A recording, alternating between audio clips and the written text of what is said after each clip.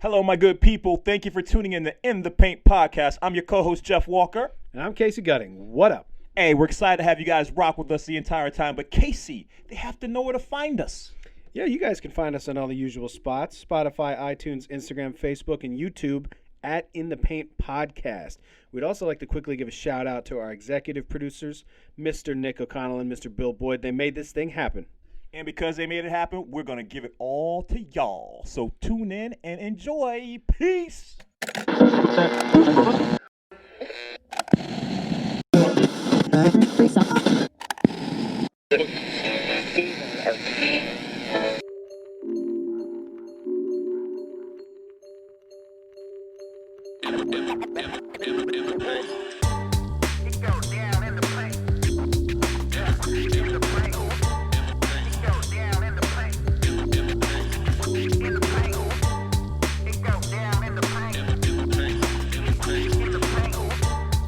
Hey, what up, guys? Welcome back to another episode of In the Paint.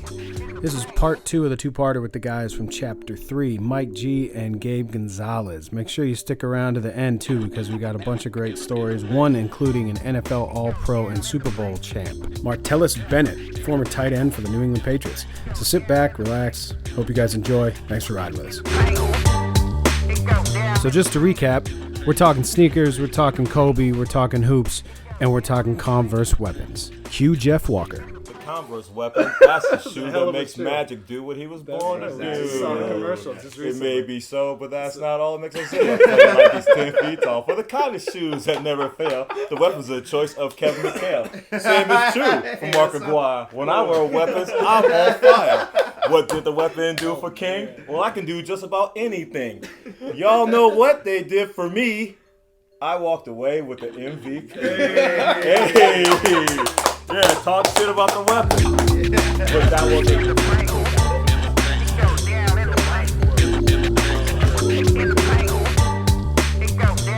So, all right. So let's do this because now I want to talk like favorite hoopers because apparently I've heard who your favorite hooper is, and I want to get lost into. Actually, why don't you tell us the answer to your favorite hooper? There you go. No pun intended. That was great. There you go. That was a great segue. Yeah, man. My favorite basketball player growing up was Allen Iverson. Yeah, I resonated with him, man. He was the small kid. Right. I was always the kid, the smallest kid on the team who had to wear the XL jersey. I was like swimming in my shorts. You know what I mean? But I don't know. I just connected with him. One, his style of play, but also who he was off the court. You know, and he came in at a time where he was really trying to be his authentic self in a league where everyone was suit and tie, right? Yeah. And he changed that. He set the framework for everybody who gets to dress how they want to dress now. Yep. Which I thought was incredible. Yeah. even at the time. I was Absolutely. in 5th grade or whatever. But, yeah, man, he was just electrifying. I always wanted to that's just follow his whole career. Yeah. When did you first did you see him at Georgetown or because you're probably too young then, but. When did you see him play? Or was it like the commercial they did where he did the crazy reverse dribble? I definitely remember the commercial with Jadakiss. Like, all that. Yeah. I don't know I don't remember the first time that I really watched him, but I knew every time the TV was on, I was like, "Mom, is the Sixers game on?" Yeah. You know? Yep. And I would always that's the only game I wanted to watch. So were you a Sixer fan then? Like you grew up purely Sixer fan? I was just more of a basketball player fan. So Iverson, you know. Okay. Yeah. My favorite basketball team growing up was the Clippers. I watched the first, my first NBA game to watch live was the Clippers. I think Lamar Odom threw like a half-court alley-oop to Corey Maggette. Oh, man. And Clippers, baby. Shout out to the We old back. school Clippers. There you man. go. I Yeah. love So that. this is great that they're doing well. You know? Yeah. But yeah, I was always a player guy. I followed players. And if it wasn't the Sixers playing basketball with Allen Iverson, I was out playing basketball. Yeah. I wasn't really one to watch the game that much. Gotcha. Okay. I I'll tell you, man. Right. When Iverson was with Georgetown, that was the first time I really paid attention to him. Yeah. And I remember he was wearing the 11s, the white and black, the original. Cold-blooded. And it just looked and he was so quick Yeah. and so little, and no one could touch him. And he just killed. And I remember, I kind of fell in love with him too. Yeah. Same reason, small guy thing. Yeah. And I was like, this dude is unguardable. I used and to he watch was his 140 before pounds. all my games. Yeah. Just watching him and getting in that mindset, I could play like this. Yeah. You know what I mean? This is good because we always go deep, crazy basketball. Yeah, it always ends So up you that watch the highlights on you're watching it from your phone, right? I don't even know if I had a phone at the time, but yeah, computers. For computer. Okay. Yeah. I was watching, what I would do before my games, I'd watch Come Fly With Me. Oh, this is good. Which is this is a Michael good Jordan topic. VHS Yeah. tape. Oh, you know what? Yeah. I used to go to Fry's and get the DVD highlights of like the All-Star game when Alex yeah. was playing. Okay, That's yeah, what yeah. it was. Yeah. Before So like technology like that was happening. So in our era, in the 80s, they had It was Come Fly With Me, VHS. and then they had Superstars. Yep, Yeah, Superstars So was the jam. Those were the two things I would watch before I played my game on Tuesdays and Fridays in Michigan. Yeah. And that would get me locked into what I had to do. Superstars was a cool show. I didn't grow up in that era, but like Yeah. hearing about it, they should bring that back. They really should. They don't really make those videos at all They don't do anymore, it. dude. No, They don't well, do- not, I you mean, got so much, I guess, with all these I guess 'cause other of the things, content, ball like, in line, general. overtime scores, So blah, blah, saturated blah, now. blah. Yeah, like you can't even do it. But that was Come Fly With Me was mine, and then I used to watch. I remember at the end of college, I used to watch the last part of Hoosiers, like right before I would leave to go to the game. Like the last 20 minutes of the game, where like Jimmy hits the game winner, Yeah. and there's the "I'll make it" moment with the coach, and like just all that. Like, and I would just walk out feeling like I was 7 feet tall, ready to take on the world after that. The only pep talk you need. Man. For real. Yeah. Mike, favorite Hooper, and give us some stories behind it and how you got to that favorite Hooper.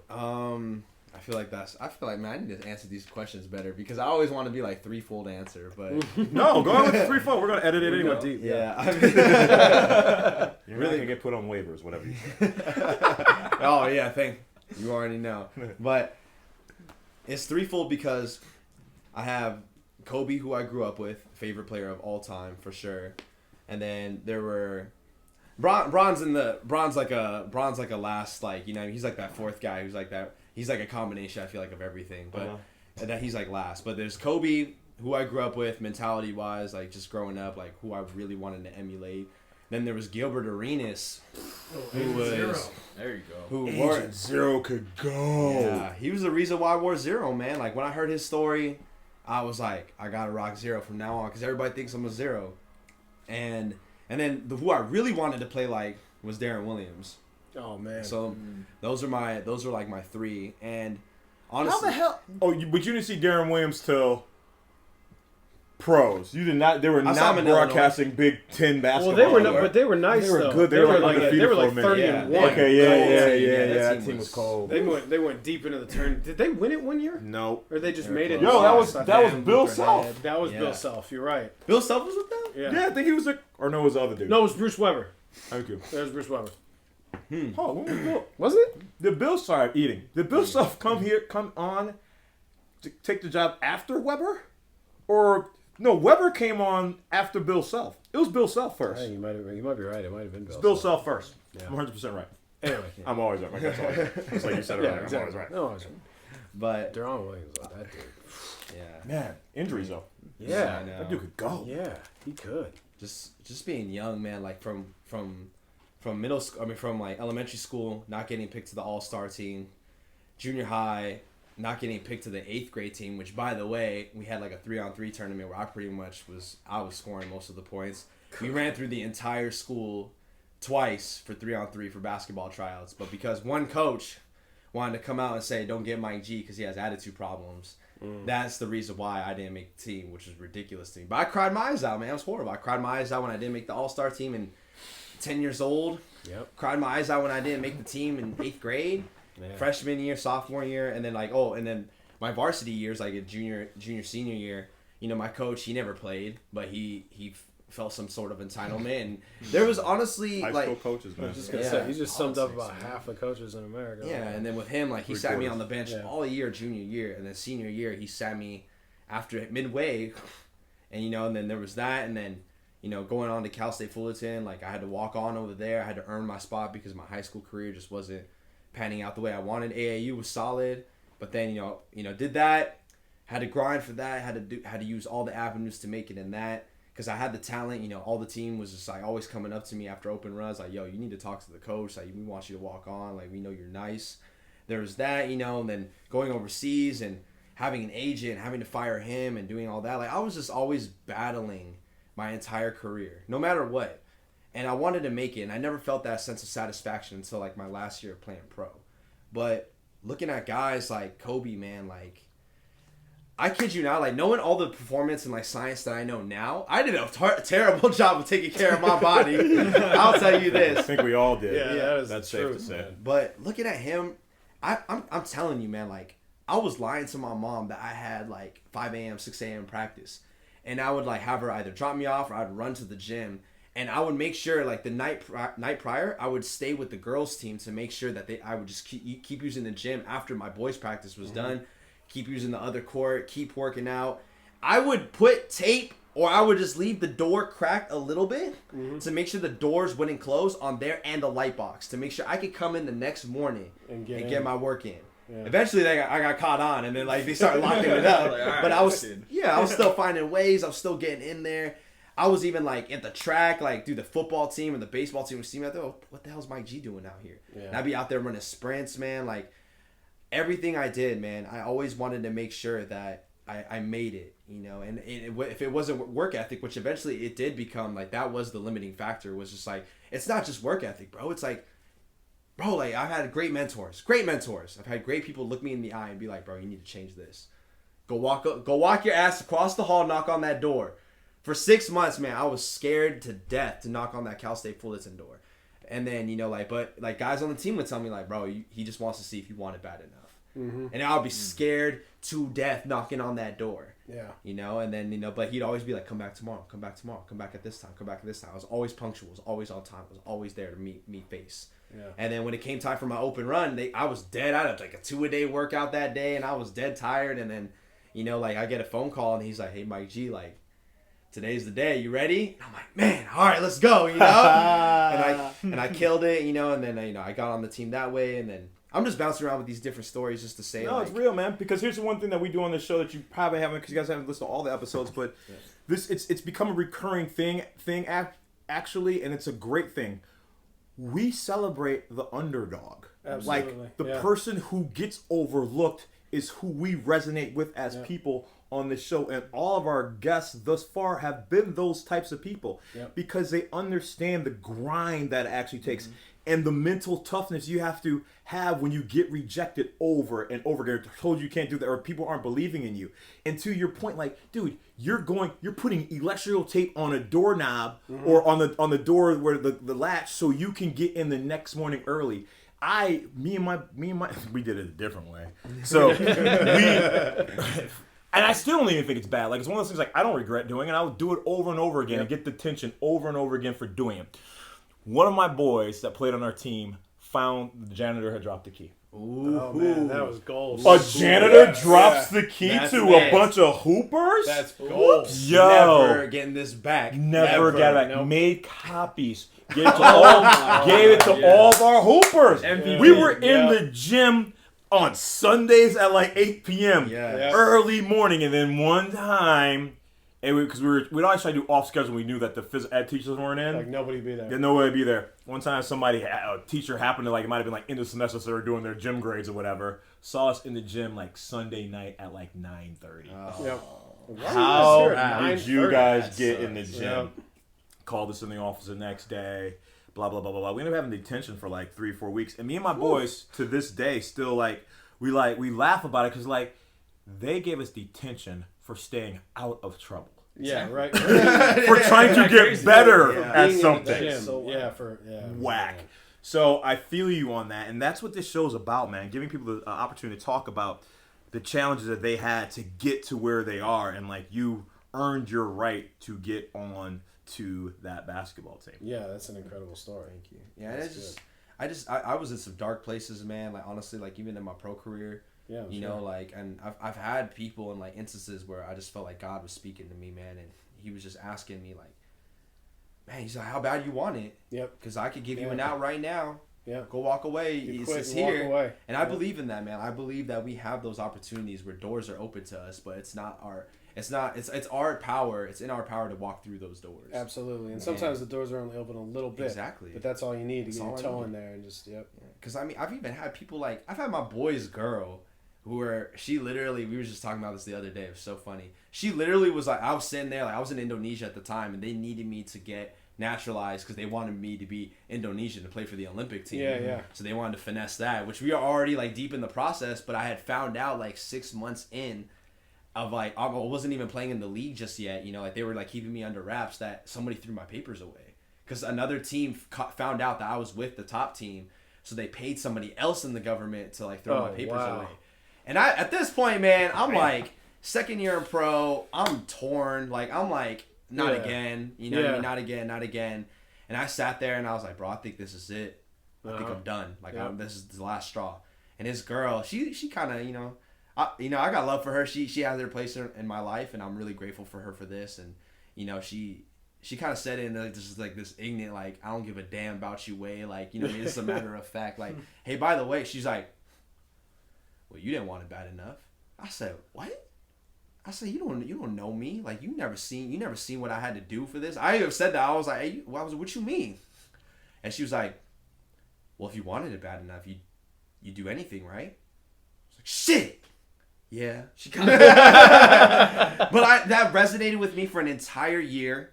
And I mean that from that point it took about like 7 to 8 months, but because I found out my manager from my old Indonesia team like got salty at me, was calling teams not to get me. I was getting rejections again, and it wasn't even my fault. People were just after me. But then next thing you know, man, like China called and I was out, and I went there and I played in Thailand. I came back to China, played again, and it was just a blessing, man, because I just knew, like, I held on to that, held on to faith, and I knew it would pan out. And I knew, like, even like Kobe, bro, like I would literally ask myself, I'd have like these imaginary conversations with Kobe, like, what would he think of me if I sat there with him and he just asked, like, why not just go a little further? Like, why did you stop? Hold on. I would never want that. Hold on. Woo! Heated discussion. That's the end of the first quarter.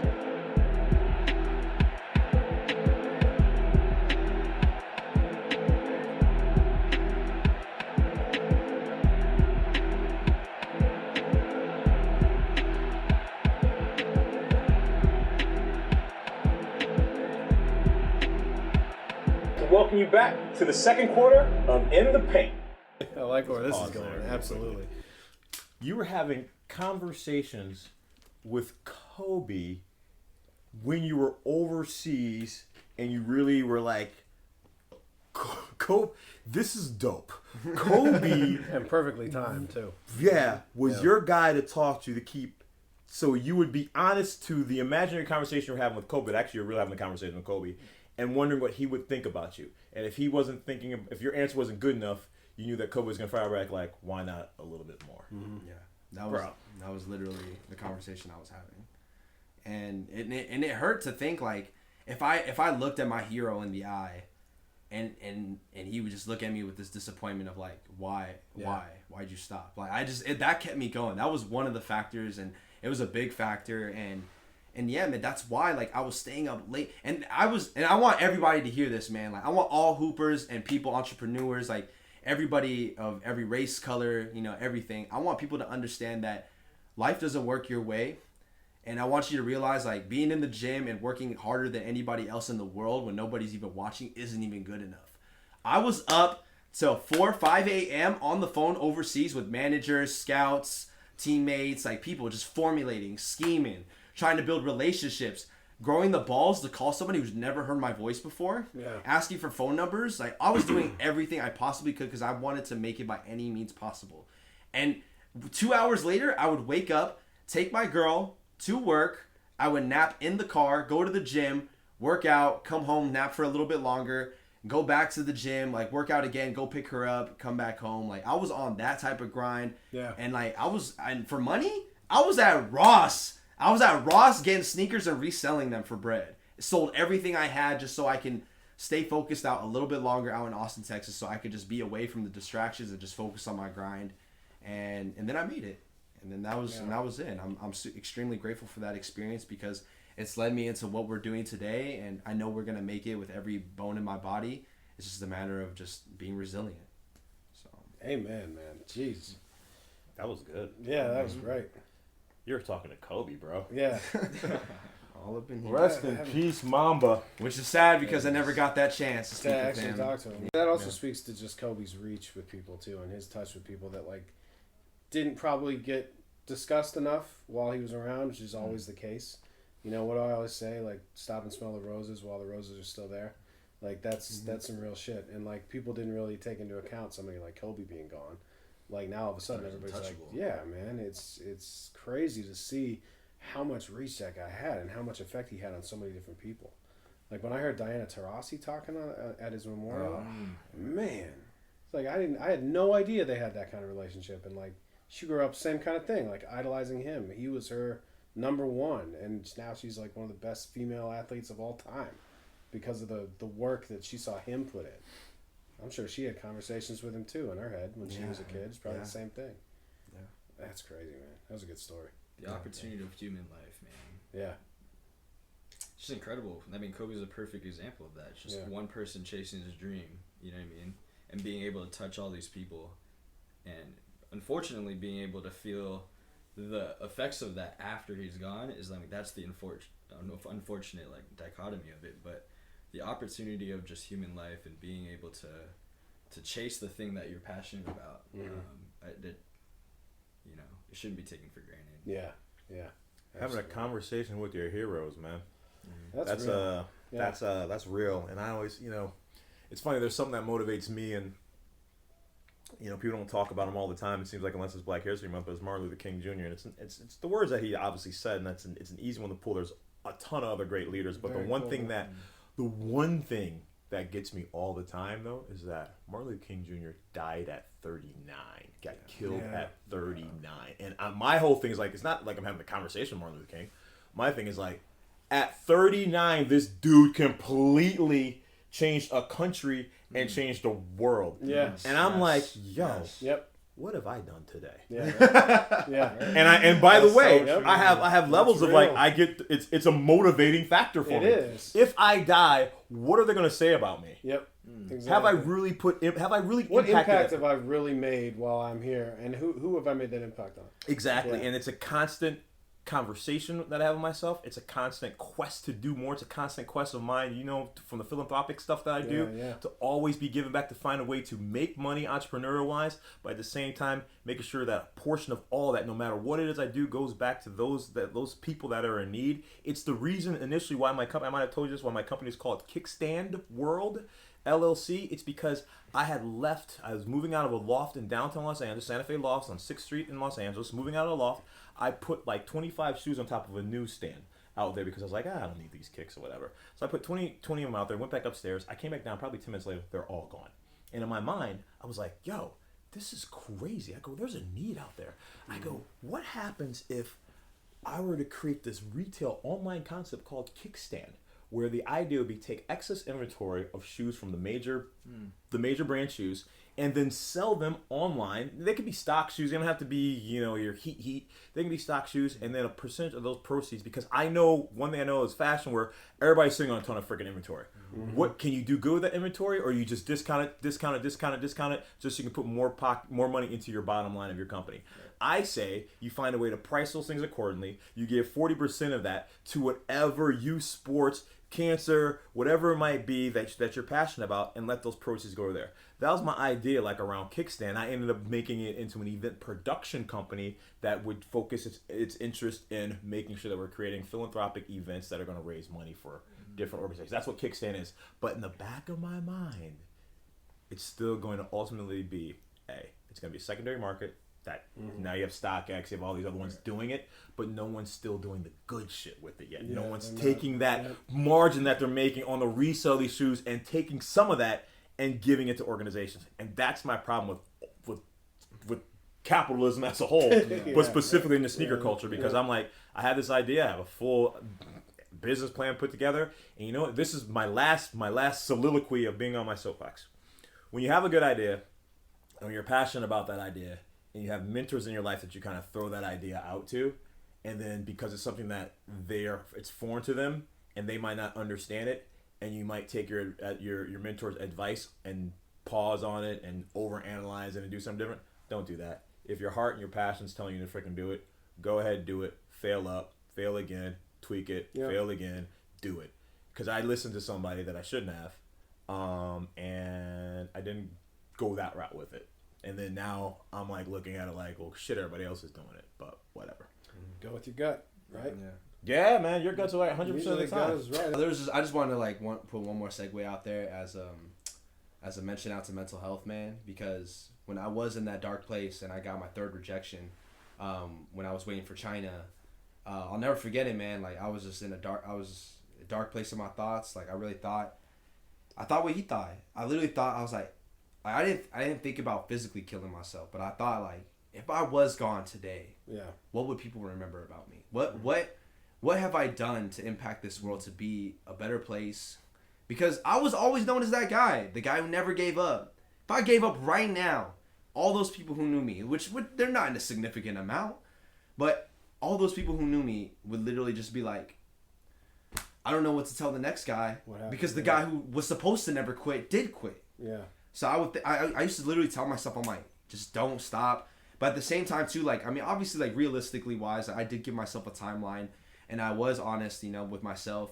But and I did look around. Like I want people to understand this too. Like there are more important things in life, you know, when it comes to anything material, because obviously I could have made something else happen in the future, but basketball was just my love. Like I wanted that to become a reality. But obviously, like I had my girl, like my family, you know, to live for, and I wanted to continue to do that for them. So I hope people who are hearing this, man, just understand that there's a lot to live for, and also too, like, don't feel like you ran out of time, because there's always time to get something done. Mm-hmm. Yeah, that's very true. The timeline is longer than people think as far as that. If you're motivated and you want to get something done, don't put if I don't get it done by this day, it's never going to happen kind of mentality in your head. Because shit changes, man. You have to pivot. You guys know that. Yeah. Stuff changes every day. Like whatever you think you're doing today, it might change. You might have to go a different direction tomorrow. Yeah. But you got to keep grinding at it. I agree. Consistency, man. Yeah. I've only been at this for 6 months, and we've come so far.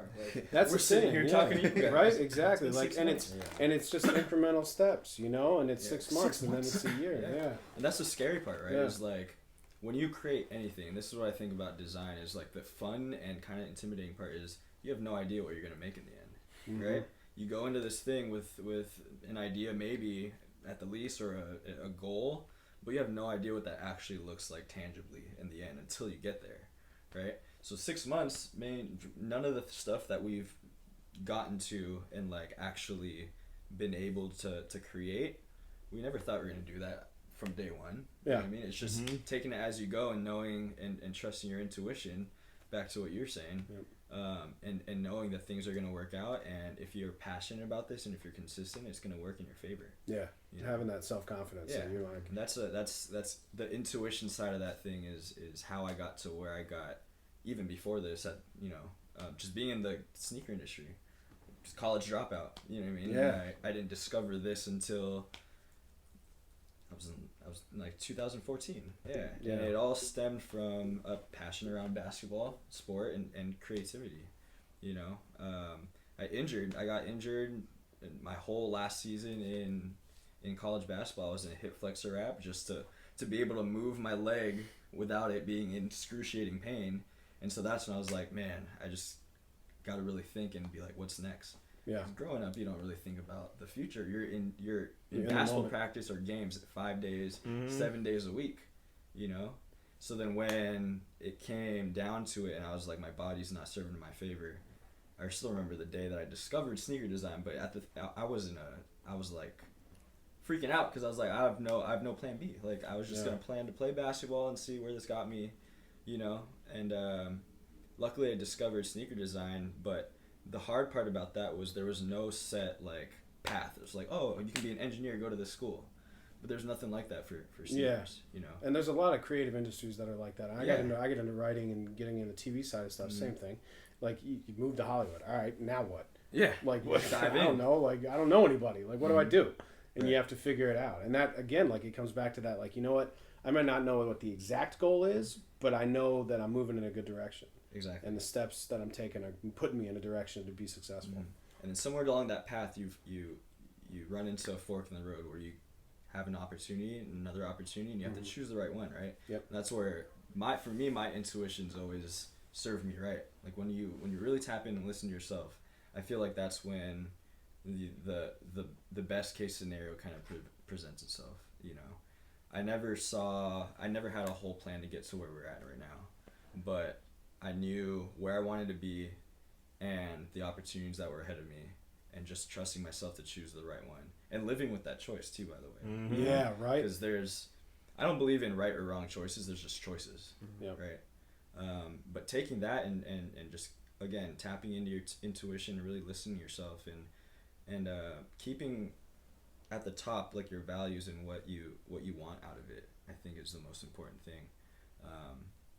But yeah, and then fast forward to now, like we're doing our thing, and we still have no idea what we're doing, really. You know what I mean? We're learning as we go. I'll tell you what you're doing. You got NBA guys rocking your stuff. Yep. You got NFL guys. Shout out to Marty Bennett.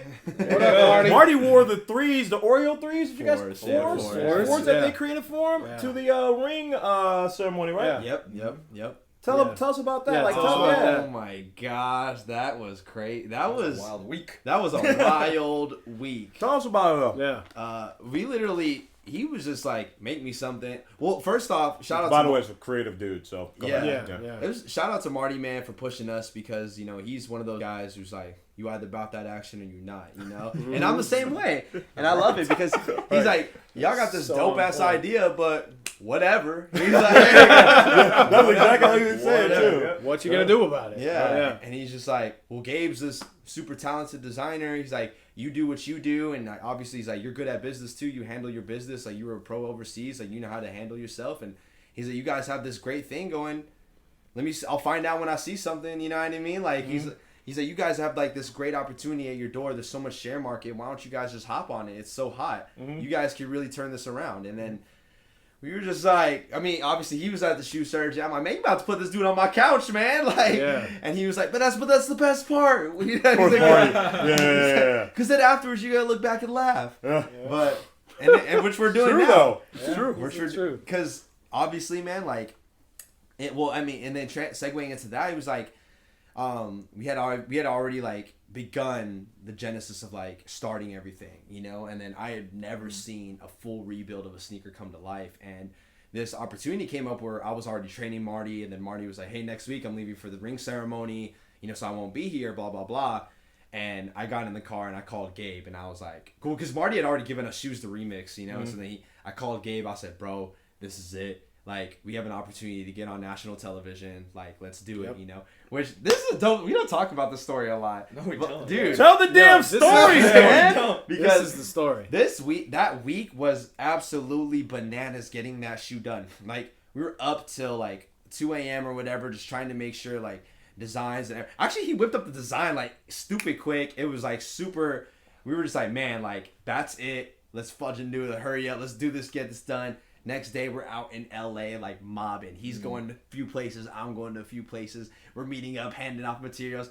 He's like, you got to go to this place before 4 o'clock. Like, hurry up. Oh, shit. So taking it back to the design of it. So he hands us a pair of shoes that were like a used pair of Oreo 4s, right? Yeah. Oreo 4s.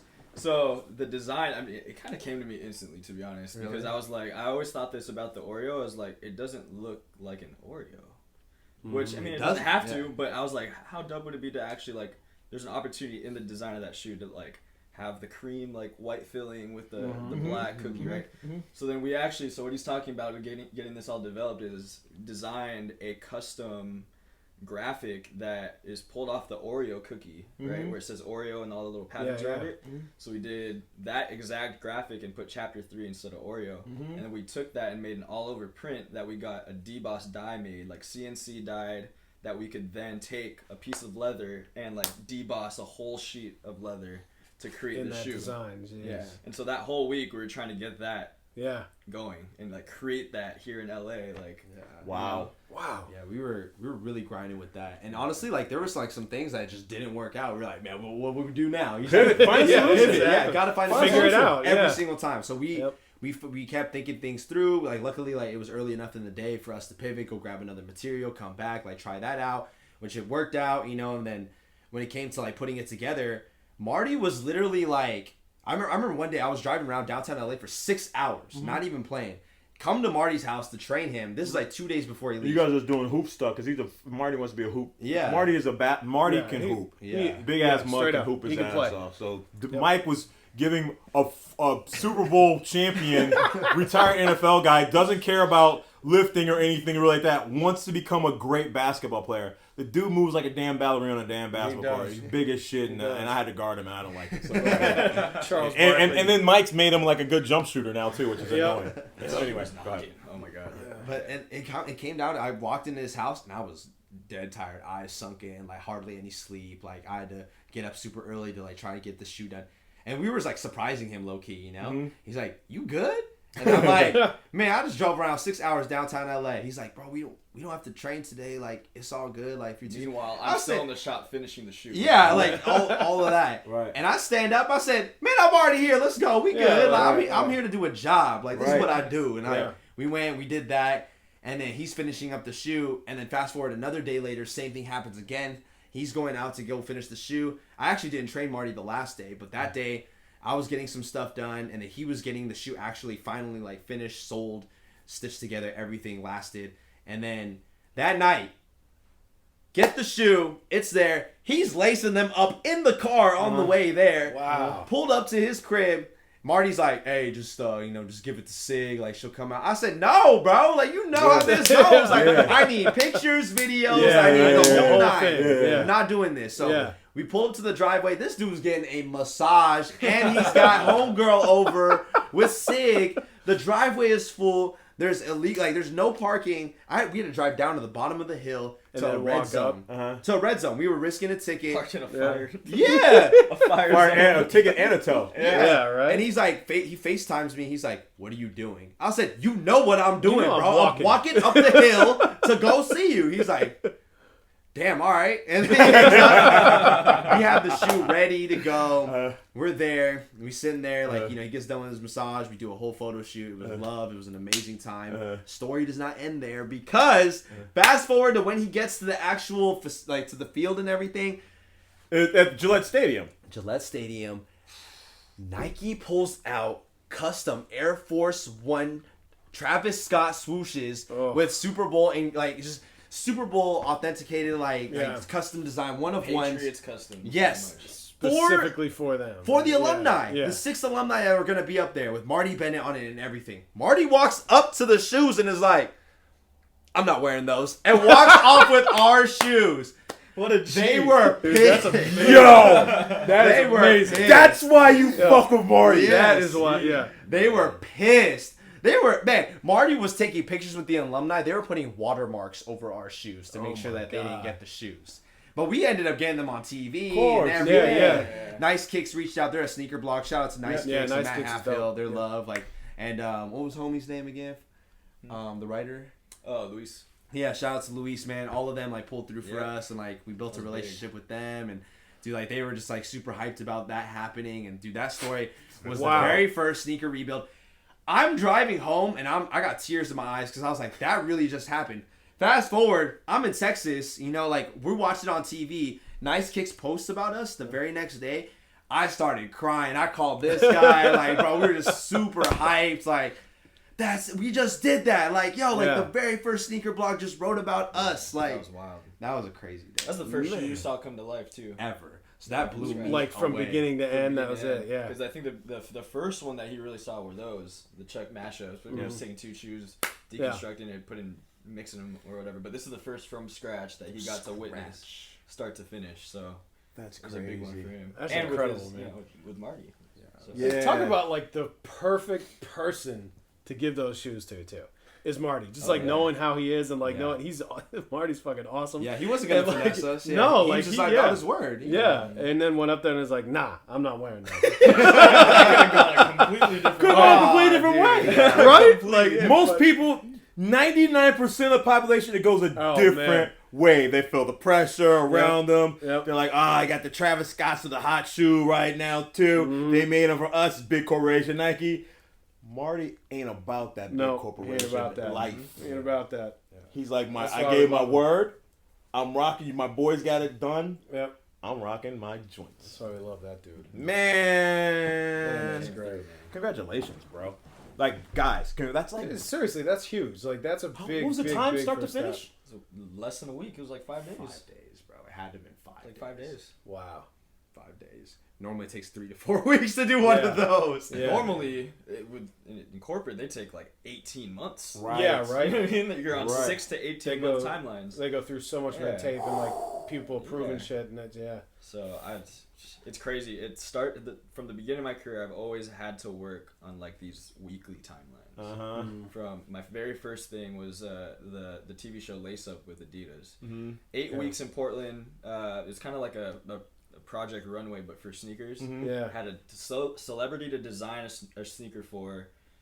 Every week we had 4 days to conceptualize, like interview the guy to see like what his life story is, where we can pull inspiration from, and then create like a whole concept, a story, design the shoe, go through like 3 rounds of designs, and then get it made on day 4, which we had to present on day 5. Wow, and that happened every week for 2 months. Wow. And then I had to go back to school. That's wow. You know what I mean? Long and short of it, that's like school. That's right.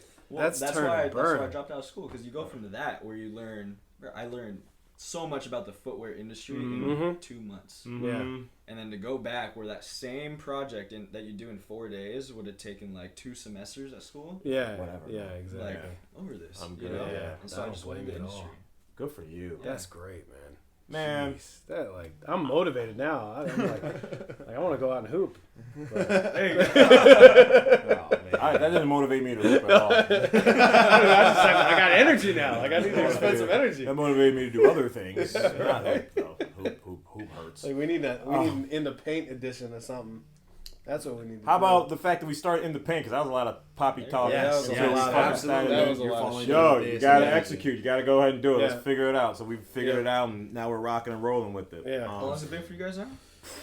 The first concept of this show was probably 2 years ago. Like we first kind of sort of started talking about it. Well, I mean, for us, it was like we were talking about this while I was still at my last job. Yeah. I was like, man, today's the day I'm gonna quit. I met this the day I met him. He's like, bro, I've been thinking about quitting, dog. Like, I want to do something. It's real. It's real because we're both have our other businesses that we do, but so I got a call from my homegirl, little sister, Charlie Jeter. Who was releasing the book. Derek Jeter's sister, and I've known them since my days in Kalamazoo. They're literally like family to me. So Charlie had written a book with her co-author, Dr. Samson Davis, who's written books before. 3 doctors that grew up in Newark, New Jersey as kids. They're like, we're all going to become doctors. You're going to become a dentist. You're going to become a general protector. You're going to become a surgeon. And they actually fucking did it. Like, he's unbelievable. Damn. No easy feat. Yeah, man. They did it. Surgeon. In Newark. Not a shoe surgeon. A real surgeon. Yeah, real like surgeon. In Newark, where people are getting killed around, they all have crazy stories and all that. But any of it. So Charlie calls me and she's like, hey, our book's coming out, The Stuff. It's an incredible book, The Stuff. Cop it. Yeah, we'll put shout a out. link Check for it out. as well. The Stuff. We'll put it up on the site. It talks about the harrowing stories that people go through and still survive and come out the other side. Like, what is the intestinal fortitude that it takes for you to get through these challenges that you had in your damn life to still persevere and move on? Like, that's what the whole book is about. Like, what's exactly the kind of stuff we're talking inside about. of you that gets you there? So it's a dope book. So she might have called me like 2 weeks before, a week. It was like quick because our turnaround was like, yeah, we can do that. Shit, how are we gonna do this? Yeah, that's how it all goes down. Yeah, thankfully we had a dope space. We had the venue. Yeah. Over on Melrose, my man Alan Harden, Alex Harden, Harden Boys. We were all partners in this space that was a creative space, really for incubation of young businesses. Yeah. And I was running like event production out of there, and we had this space like one day, and I talked to the rest of the collaborative group that was there. I said, hey guys, I want to do this on this day. I called Casey. Yep. And I said, yo, Case, I mean, people have told us that we have good chemistry, you know, and maybe we should, like, we've been talking about this. Yeah. So they're going to do, let's host their book launch, and let's do a Q&A session with their book launch. Which like, I mean, we've been homies for a while, but like we never done anything together like that, you know, like homies. So we both kind of drank together. Yeah, right. Like, talked a lot of shit. You're really good at drinking whiskey and talking shit about basketball. Like, all right, yeah, let's do a show. Yeah, let's host Charlie Jeter's book release. With a surgeon doctor who's got like and like it felt like a lot, but instantly we were like, you know, we can do this. And we'll figure it out. Like the level of That's so dope. Yeah. Yeah. And so we did it, and from that, doing it in front of like 100 people or whatever. Yeah, and we got intimate we vibe. did it right with a photographer. We like video everything, and it turned out amazing. Everybody was happy And about so, and so from there, somebody came up to you. it. It was Jeff Hare. Shout out Jeff Hare. He's a publicist friend of mine that was there. That had been a publicist, but had been a publicist at Disney, Imagine, and Disney, yeah. like a bunch of places. Like he ran one of the animated studios publicity for a while. Anyway, but he's there at the event. He comes up to me afterwards and he's like, "What's going on with this? Like, what are you guys doing? You guys should be doing this. Like, what are you doing?" And he's like, real, like he's a publicist in the business, shit. and instantly was like, "Yeah, you guys should be doing a show. Like, what the hell is going on?" And I told that to him, and he's like, "All right, that's all we needed right there. Like, let's go." Right guy to say, Yeah, go for it. exactly. Yep, little validation, and then we ran with it. Now we took some time to kind of keep on building out the concept of what we wanted. Mm-hmm. The first thing was like, okay, we do a Q&A, and then like, okay, let's call it in the paint, because when you get into the paint, you break down the defense, which is the whole concept. You break down the defense, and now you're either going to score, you're going to kick it off to somebody, you're going to kick it out or whatever, you're going to dump, you're going to back dribble and get out of the paint. Yep. But when you're in the paint, you've broken down the defense. So the idea is when you come into the paint, wherever we're doing this show at, because we come see you guests as well. So we come into the paint, we break down life, we break down your story, we break down like what you in business, we break down what you want to do with goals. Because You get to the real nitty gritty tough. Nitty-gritty, Like, what's life really about? It's a great concept. Yeah. Thank you. So that's the reason why it's called In the Paint. And so we've kind of just rolled with it from there. And you know, we're doing the video, we're cutting things up right now. Like it's a great process for us to actually sit here and learn it soup to nuts. We have some other creators that have come in and helped us, from Nick O'Connell, who helps on the production side, Bill Boyd, who's done all the shooting for it, Kevin Rodriguez, who's helped us with some most of the music with and, audio, who audio. gave us the theme music for it. Yep. But that's happened all in the last year. Yeah. Like all of that has happened in the last, so it's been 18 months, let's call it. Yeah. And in the last year, and then since we started really, I guess, We dropped our first up. episode right at the end of December, and Yeah. now we're about gonna be 5 deep here. Yeah. After Wow, it's all already? said and done, yeah. 5? Yeah. Dang. Yeah, and we That's got consistent. we got things in the vault as well, so Yeah. that we're chopping up in the vault, which is important that we have. So we're going to release those, because the timing of certain things, like with the Olympics coming up, we want to have some of our guests have that conversation flow into like the Olympics and like have it be natural. And then we've been lucky to meet guys like you too, where it's like, we just met a couple weeks ago, and it's like, instantly I'm like, we got to get these guys on the show. Yeah, Like, like this let's is jump. perfect. Yeah. Y'all jump in, because Yeah. it's the love of hoops, man. Yep. Shout out to Jamal and the whole and Della, and the whole Run Day Service crew, which in a lot of ways brought us all together. And I'm gonna blow. So the reason why this is happening is because of Kobe. Let me tell you real quickly why. The reason why this happens is because of Kobe. Because we on the January 26th, playing goes down that Sunday. We then have dinner. A lot of my friends that worked in the NBA on different sides of the NBA, on a Tuesday night, we all have dinner. It was meeting Jamal for the second time. Jamal starts telling me about this basketball run that they do on the East Coast called Run Day Service. He said Run Day Service. I was like, yo. That's a great name. So I look at him like, what? So I'm like, so what is that about? He's like, oh, a bunch of guys, young execs get together, we hoop, on Sundays, blah, blah, blah, fellowship, family, get some cardio. And I'm like, that's dope. I'm like, and he's only been out in LA for like 4 months. I'm like, so where are you guys hooping here? Where are you hooping here? He's like, oh, well, we hoop at this one Medici, whatever, has a court inside or something like that. Yeah. Wasn't consistent.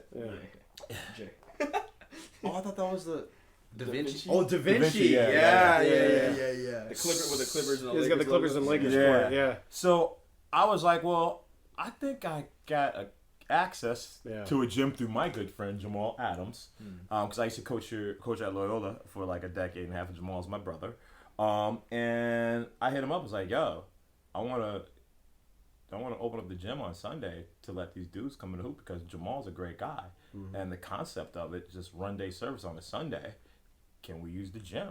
And he's like, blessings, we're at the gym. So that's how Run Day Service West Coast has become consistent and started, because of me and him talking and being together due to the love that everyone at that dinner table had for Kobe Bryant. Yep. It's great. purely Night of. Kobe. It was Tuesday night, a couple days afterwards. Everybody was still heavy, and that's how it happened. And then obviously us vibing, and I've known Mike for a while, but then, and I've known you for a while now too, because Mike introduced us months ago.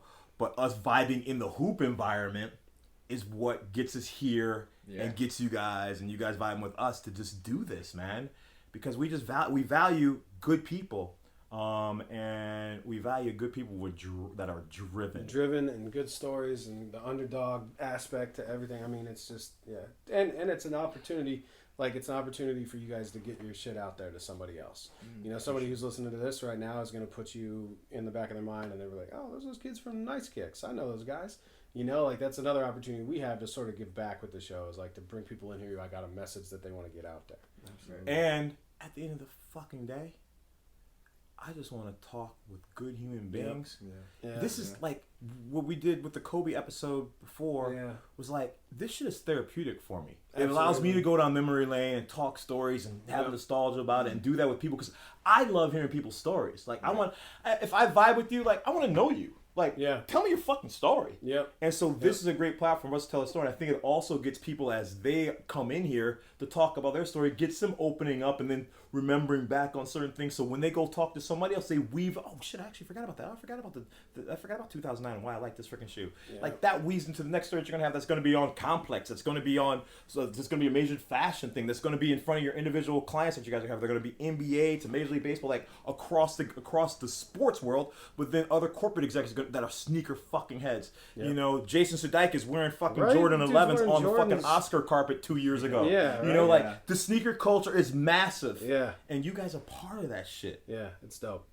So, that's it. Thank you, man. Thank you. Thank you guys for coming, man. Thank you guys for having us, man. Absolutely. I mean, and then one last thing I want to say is, like, man, just, I appreciate you, bro, because you took the time to impart knowledge on me. Like, we got our work done, you know what I mean? We work out and everything, but man, honestly, like, the few minutes that you gave me, like, of your time, like, in little pieces here and there, and like, just like the guidance you gave me for us being entrepreneurs, and just for us to, like, just go for it, you know, and just like, like, giving me logistics, actual numbers, strategy, like, just everything. Like, I appreciate all of it, man. I appreciate you still rocking with me, like, you know what I mean? That was such a long time ago, and like, it's crazy. That's why I always, like, say, man, like, just for everybody out there too, man, like, you never know who you're talking to, and value those relationships, man, where you know, like, there's somebody out there, like, looking out for you, because that's big, man, and we really appreciate you, like, bringing us here, and like, we know that we're gonna keep growing with you guys. We're excited for you guys, what you guys have going on, man. So thank you, man. Thank you, man. You guys are family, man. Yep, absolutely. It's a family affair. That's right. Thanks for holding this podcast in general too, because I feel like, for me, I know that I believe that if people are doing what they're passionate about, the world just becomes a better place all around, because people care about what they're doing. You know what I mean? And there's so often there's times that people are doing jobs that they don't care about, and then that translates. Do you know what I mean? So to be able to tell stories like this and bring us on and bring other people on, it inspires other people. You know what I mean? To take that leap of faith, because that's what it is. Yep, absolutely. You know, when you hear someone else's story and it inspires you to do your thing, I think that's how the world just gets better. I agree. You know what I mean? Everybody, absolutely. That's great, man. We got again, man. Thank you guys. Appreciate you. We're gonna have you back on, because we gotta see. We gotta see the next. We're gonna see the next. We'll have a video coming through next time, so y'all can see all the different dope shit that they do, as well as, man, I want to see you hand off some more sneakers to some great NBA dudes. We got to keep you guys connected in our circle. Obviously, you're part of that family, so that Run Day Service family is real. Yep. And keep it rocking, man. So we had a lot of great stuff today, so I'm happy. You guys happy? Oh, extremely happy. It was fun, man. It was great. Thank you guys. Appreciate you guys. Appreciate it very much. Appreciate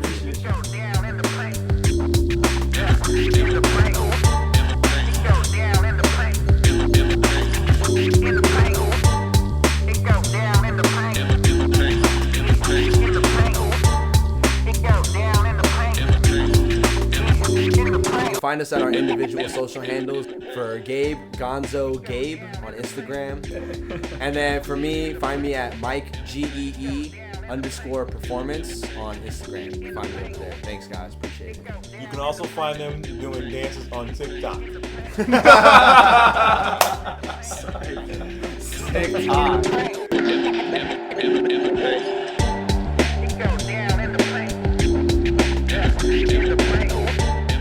This has been a production of In the Paint Productions with executive producer Bill Boyd, executive producer Nick O'Connell, audio engineer and composer Kevin Rodriguez, and hosted by Jeff Walker and Casey Gutting. Thanks again for joining us. Oh man, I got these ashy ankles working today. Oh, shit. Buddy, you get the ball, get the ball on the picket fence. He's gonna take the last shot. All right, let's go. What's the matter with you guys? What's the matter with you?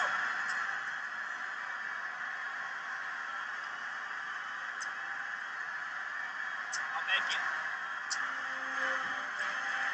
All right. Buddy, get the ball to Jimmy. Top the key. Let's spread the floor. Let's go. Team. ABC basketball history here tonight. A sensational comeback by Henry. The score is tied at 40. There are 19 fateful seconds remaining in the game. It'll be inbounded by Henry in the backcourt along the sideline. Passed in by Ray Butcher, who was responsible for the interception. It goes into front line. Work on the attack. Still in the backcourt.